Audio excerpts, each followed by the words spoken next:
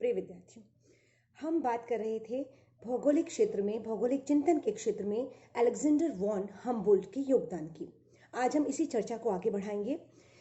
Humboldt जो है वो फील्ड ज्योग्राफर थे, जैसे कि हमने पिछले लेक्चर में बात की, और जहां हमने अपनी बात खत्म की वहां हमने पाया कि विश्व का जो पहला आइसोथर्म मैप है वो हम्बोल्ट की इस स्थापना के बाद बना कि जैसे जैसे समुद्र तटीय क्षेत्रों से महाद्वीपों के आंतरिक क्षेत्रों की ओर जाते हैं वैसे वैसे एक ही अक्षांश के क्षेत्रों में भी तापमान में परिवर्तन आता है। ये जो महाद्वीपीयता की संकल्पना है इसकी शुरुआत हम्बोल्ट ने की, इसकी स्थापना हम्बोल्ट ने की, और यहाँ से विश्व के जो जलवायविक अध्ययन है उसमें एक महत्वपूर्ण एस्पेक्ट जुड़ा। मोटे तौर पर जैसा कि हमने पिछले लेक्चर में बात की थी कि महाद्वीपीय जलवायु और महासागरीय जलवायु समस्त विश्व को इन दो वर्गों में बांटा जा सकता है, और उसके बाद हम इसके और माइनर जो चेंजेस हैं या जो और इसके और सब डिवीजन हो सकते हैं कि महाद्वीपीय जलवायु और किस किस प्रकार की हो सकती है, तब हम बाकी जलवायु प्रकारों की बात करते हैं। लेकिन मोटे तौर पर ये जो महाद्वीपीयता की संकल्पना है ये हम्बोल्ट ने दी और विश्व का जो जलवायविक अध्ययन है उस पर महत्वपूर्ण रूप से प्रकाश डाला। इस सब के साथ एक और महत्वपूर्ण योगदान हम्बोल्ट का है, वो ये है कि इन्होंने परमाफ्रॉस्ट शब्द का प्रयोग सबसे पहले किया। परमाफ्रॉस्ट शब्द का प्रयोग इन्होंने साइबेरिया क्षेत्र की जो हिमशीत, बिल्कुल फ्रीजिंग जो कोल्ड है उसकी विशेषताओं के लिए किया, साइबेरिया के लिए, और उसको स्पष्ट करते हुए इन्होंने कहा कि परमाफ्रॉस्ट किस्म की यहाँ पर जलवायु है, परमाफ्रॉस्ट किस्म की यहाँ पर विशेषताएं मिलती हैं, जो कि आज हमारी क्लाइमेटोलॉजी का एक इम्पॉर्टेंट टर्म है। तो इसकी स्थापना भी हम्बोल्ट ने की थी। हम्बोल्ट की जो सारी यात्राएं रही उन यात्राओं के बाद ही, और हम्बोल्ट की ये जो स्थापनाएं रही, हम्बोल्ट ने यात्राओं के द्वारा जो प्रेक्षण किए और उसके बाद जलवायु विज्ञान के क्षेत्र में ये जो स्थापनाएं की, उन स्थापनाओं के बाद ही क्लाइमेटोलॉजी शब्द, जलवायु विज्ञान शब्द अस्तित्व में आया। क्लाइमेटोलॉजी, जिसको आज हम भूगोल की एक प्रमुख पृथक शाखा के रूप में पढ़ते हैं, इसका प्रादुर्भाव हम्बोल्ट के स्थापनाओं के बाद हुआ था। इन्होंने ये बताने का प्रयास किया, ये कहना चाहिए कि इन्होंने इस बात पर समस्त विश्व का, समस्त वैज्ञानिक जगत का ध्यान आकर्षित किया कि भूगोल का एक बहुत बड़ा हिस्सा क्लाइमेटोलॉजी है, जो एक पृथक विज्ञान है एक तरह से, क्योंकि समस्त विश्व के जब जलवायु का अध्ययन करते हैं तो अपने आप में उसका परिवेश इतना बड़ा हो जाता है और उसकी इतनी माइन्यूट चीजें हैं जिनका अध्ययन किया जाना चाहिए, तो ये एक पृथक विज्ञान के रूप में स्थापित करने का श्रेय हम्बोल्ट को जाता है। क्लाइमेटोलॉजी शब्द का प्रयोग इनकी स्थापनाओं के बाद ही शुरू हुआ। क्लाइमेटोलॉजी शब्द जब अस्तित्व में आया तो इन्होंने इसमें समस्त वायुमंडलीय विविधताओं, तापमान, आर्द्रता, वायुदाब, पवने, वायुमंडलीय शुद्धता, दृश्यता, इन सब के अध्ययन को सम्मिलित किया, और इसी बातों को, इन्हीं तत्वों को आगे इलेबोरेट करते हुए क्लाइमेटोलॉजी एक विज्ञान के रूप में स्थापित हुआ, एक स्वतंत्र शाखा के रूप में स्थापित हुआ। एक चीज और हम्बोल्ट के अध्ययन में मिलती है कि हम्बोल्ट का प्रमुख ध्यान जो है वो फिजिकल एनवायरनमेंट पर था, और साथ में ऑफ कोर्स उन्होंने और जैविक तत्वों की बात की है, जंतु जगत की बात की है, पादप जगत की बात की है, मानव जगत की बात भी की है, पर हर एक तत्व को इन्होंने पर्यावरण से जोड़कर ही देखा है।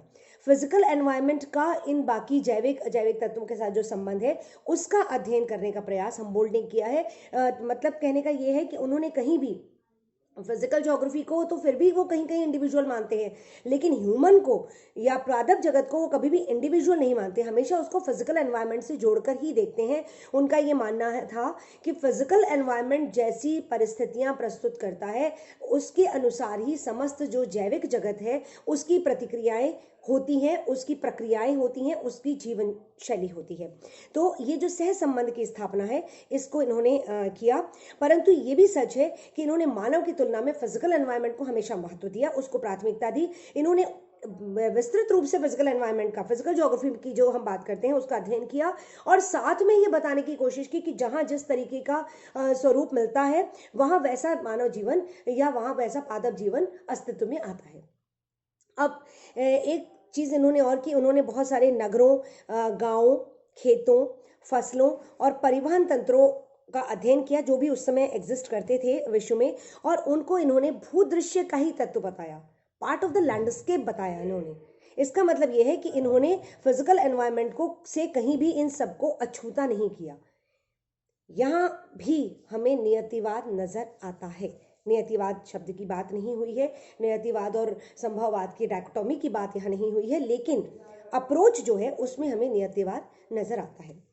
1845 में हम्बोल्ट ने अपना जो सबसे प्रोमिनेंट वर्क है, अपनी जो सबसे महत्वपूर्ण पुस्तक है कॉस्मोस, उसको प्रकाशित किया, जिसने हम्बोल्ट की समग्र विचारों को, समग्र जो उनके अनुभव रहे, जो उनके प्रेक्षण रहे, उनको एक समग्र रूप से विश्व के समक्ष प्रस्तुत किया, जो भौगोलिक जगत में बहुत महत्वपूर्ण पुस्तक, बहुत महत्वपूर्ण ग्रंथ के रूप में स्थापित है। हम्बोल्ट की यात्राओं, अनुसंधानों, संकल्पनाओं, इन सब का अंग संकलन कॉस्मोस में मिलता है। कॉस्मोस के उन्होंने कुछ उद्देश्य भी व्याख्या स्पष्ट करने का प्रयास किया। उन्होंने कहा कि विश्व के भौतिक स्वरूप के वर्णन की एक पृथक विज्ञान के रूप में स्थापना और इस विज्ञान की परिभाषा और सीमांकन, इसके विषय सामग्री का सीमांकन, ये विज्ञान कैसा होना चाहिए, इस विज्ञान का क्या स्वरूप है, इस सबको समस्त विश्व को बताने के लिए इन्होंने कॉस्मोस की रचना की। एक तो ये उद्देश्य था कि विश्व में भौतिक स्वरूप का जब हम वर्णन करते हैं तो वो एक पृथक विज्ञान के रूप में भूगोल स्थापित होना चाहिए, और वो भूगोल कितना विस्तृत होना चाहिए, उसमें क्या क्या समावेश होना चाहिए, उसका सब्जेक्ट मैटर क्या होना चाहिए, उसका नेचर क्या होना चाहिए, उसकी फिलॉसफी क्या होनी चाहिए, इस सब का अध्ययन करने का प्रयास इन्होंने कॉस्मोस में किया। और ये सभी बातें बहुत सीमांकित रूप में, रेखांकित रूप में इन्होंने विश्व के समक्ष रखने का प्रयास किया।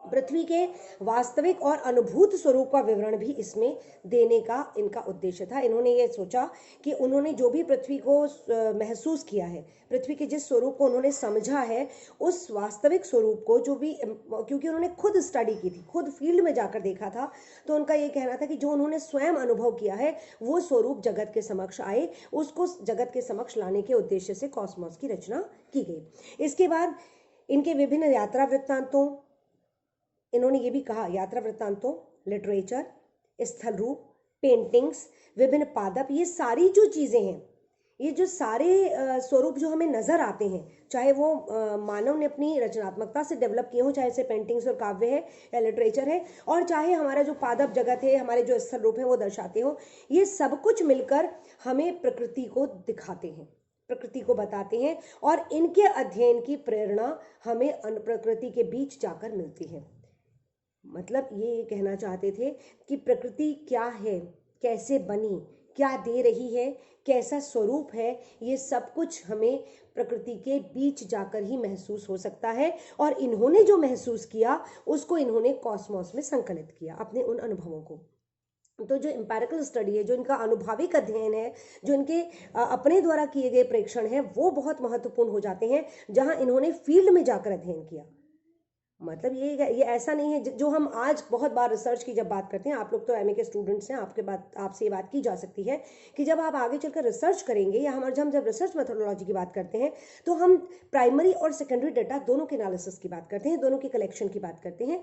यहाँ बहुत बार अब क्योंकि सेकेंडरी डेटा इतना अवेलेबल है, इफरात में अवेलेबल है, बहुत सारे स्कॉलर्स सेकेंडरी डेटा को बहुत महत्वपूर्ण मानते हैं और फील्ड वर्क कहीं ना कहीं इग्नोर हो जाता है। हम्बोल्ट के अनुसार ये कभी नहीं होना चाहिए। प्रकृति अपने आप को जिन रूपों में विश्व के समक्ष चित्रित करती है, प्रदर्शित करती है, उसका अनुभव के द्वारा ज्ञान लेना सबसे इम्पॉर्टेंट है। तो ये एक महत्वपूर्ण स्थापना इनकी रही। फिर इन्होंने ये भी कहा कि प्राकृतिक दर्शन का इतिहास और जो विकसित होती हुई संकल्पनाएं हैं, उनको देखते हुए हम कॉस्मोस को पृथ्वी के जैविक और अजैविक स्वरूप का अध्ययन करने का माध्यम बना सकते हैं।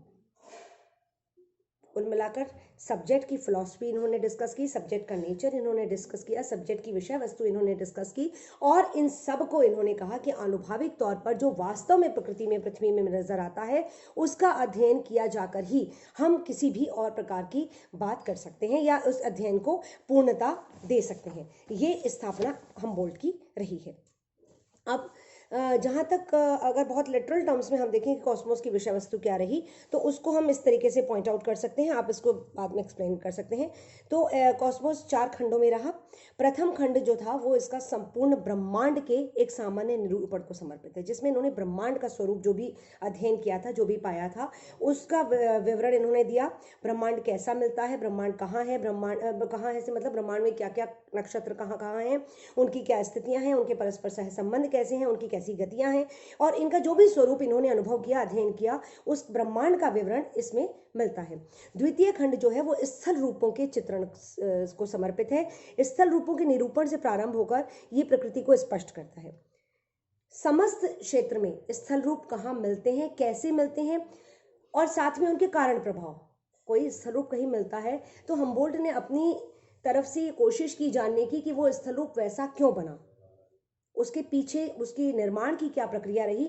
ये जो फिजिकल ज्योग्राफी का जो जियोमॉर्फोलॉजी का जो कॉन्सेप्ट जो विवरण है वो इन्होंने दिया। जो जियोमॉर्फोलॉजिकल डिस्क्रिप्शंस हैं, इन्होंने जिन क्षेत्रों की यात्राएं की उसमें ये डिस्क्रिप्शन भी इन्होंने दिए। तो इसके साथ साथ इन्होंने ये भी किया कि प्राचीन मिस्र सभ्यता के समय से पृथ्वी को जानने और समझने के लिए जो मानवीय प्रयास थे उन सबको भी यहाँ पे व्याख्यायित किया। मतलब इजिप्टियन सिविलाइजेशन से लेकर अब तक से मतलब हम्बोल्ट तक, 19वीं शताब्दी तक किस किस स्वरूप में कैसे कैसे विश्व का अध्ययन किया गया, कैसे कैसे स्थल रूपों का अध्ययन किया गया, किस किस तरीके से उसको चित्रित किया गया, विश्व के समक्ष प्रदर्शित किया गया, उस मेथोडोलॉजी, उस कार्टोग्राफी को भी इन्होंने इंगित किया। और साथ ही इन्होंने विश्व के स्थल रूपों को विवरण के रूप में प्रस्तुत करने का भी प्रयास किया, उसको उसकी एनालिसिस करने का भी प्रयास किया। ये द्वितीय खंड में मिलता है कॉस्मोस के। तृतीय खंड जो है वो आकाशीय नक्षत्रों संबंधी नियमों का अध्ययन प्रस्तुत करता है, जिसे हम खगोल शास्त्र कहते हैं। देखिए, प्रथम खंड में जो ब्रह्मांड है उसका एक इंट्रोडक्टरी पार्ट था, उसका उन्होंने सिर्फ परिचय दिया था और बहुत एक सामान्य सा विवरण प्रस्तुत किया था। तृतीय खंड पूरी तरीके से खगोल शास्त्र को समर्पित है, जहां इन्होंने नक्षत्रों को पॉइंट आउट किया, नक्षत्रों के बीच की गतियों को पॉइंट आउट किया, किन नियमों के तहत नक्षत्रों की मूवमेंट होती है, नक्षत्रों के सहसंबंध डेवलप होते हैं, किन नियमों के तहत नक्षत्रों का स्वरूप मिलता है, इन सबको स्थापित करने का प्रयास किया। ये सारे विवरण जिसको हम आज खगोल शास्त्र के नाम से जानते हैं, तृतीय खंड में मिलते हैं कॉस्मोस के। कॉस्मोस का चतुर्थ खंड जो है वो पृथ्वी के अध्ययन को समर्पित है, जिसमें हम्बोल्ट ने मनुष्य को पृथ्वी का हिस्सा बताया। पृथ्वी का अध्ययन से मतलब है कि मनुष्य भी पृथ्वी का हिस्सा है, इसको बताते हुए उन्होंने मैन एनवायरमेंट रिलेशनशिप को इंगित किया यहाँ पर, जहां इन्होंने बताया कि मानव जीवन कहीं भी फिजिकल एनवायरमेंट से अछूता नहीं है।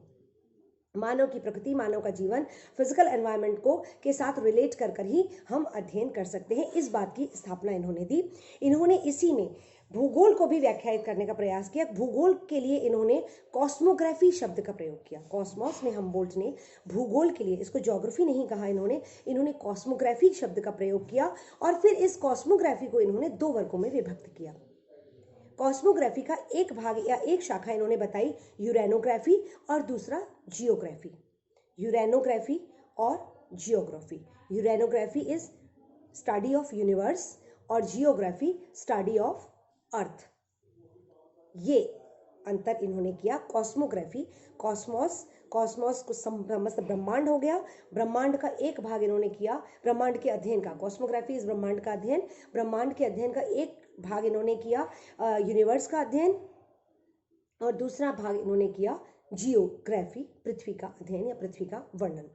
अब जो यूरेनोग्राफी है उसमें निश्चित रूप से जो भी खगोल शास्त्रीय स्थापनाएं थी वो इन्होंने बताई कि इस शाखा में आकाशीय नक्षत्रों का अध्ययन किया जाता है, और जो फिजिकल जो ज्योग्राफी शब्द इन्होंने दिया वो पृथ्वी का अध्ययन है, जिसमें इन्होंने मुख्यतः फिजिकल ज्योग्राफी पर बात की कि पृथ्वी का अध्ययन किसी भी क्षेत्र में जो पृथ्वी के विद्यमान विभिन्न तत्व हैं किसी भी क्षेत्र में उपस्थित या विद्यमान, उनका आपस में सहसंबंध किस प्रकार का है, किस प्रकार से उनके बीच में अंतर्निर्भरता मिलती है, किस प्रकार उनके बीच में अंतर संबंध मिलता है, इसका विवरण इन्होंने दिया। तो जहां इन्होंने पृथ्वी का अध्ययन की बात की वहां इनका मतलब फिजिकल ज्योग्राफी से था। हाँ, बाकी जो तत्व हैं, चाहे वो पादप हो, चाहे जंतु जगत हो, चाहे मानव जगत हो, वो इस फिजिकल एनवायरनमेंट पे डिपेंड करते हैं, इस फिजिकल एनवायरनमेंट के साथ चलकर अपने अस्तित्व को बनाकर रख सकते हैं। ये बात इन्होंने करने का प्रयास किया। ये बात आज हम इतने ही करेंगे। हम्बोल्ट के विचारों की बात, उसके एनालिसिस की बात अगले लेक्चर में फिर करते हैं। Thank you.